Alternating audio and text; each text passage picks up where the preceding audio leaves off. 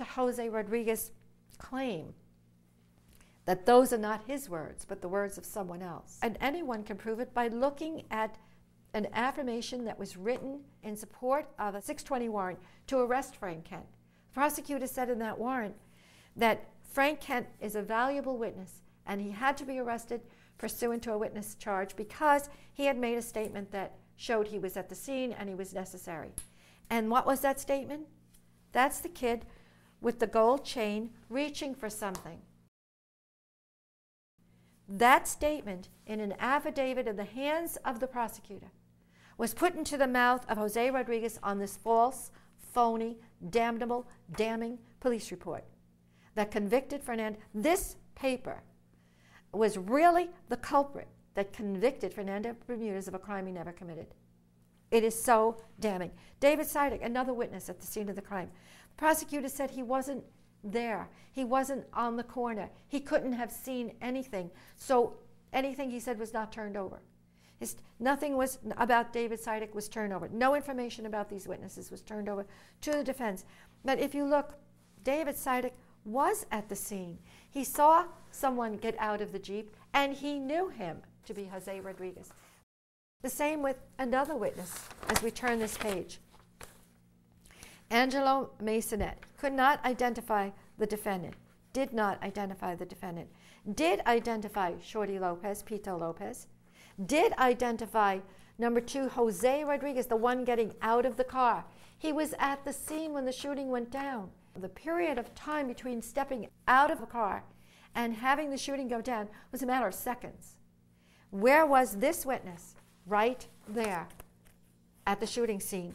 Where was this witness? Right there at the shooting scene. And yet the prosecutor insists that these people were never near the incident and were therefore irrelevant. When you add these people and you see that they gave negative identifications, they were at the scene and did not see this defendant and said, none of them. He is not there. Nobody that you have shown me in photo array number 1 is identifiable. You see the damage, the damning damage that this false report, now it's not me saying it's false. It's the witnesses who told me it's false, but it's also the chief homicide detective, Daniel Massanova, and the prosecutor conceding that it's false when the evidence was presented to them in a 440 motion, showing the recantation statements, showing the fact that the prosecutor knew this was in the mouth of another witness.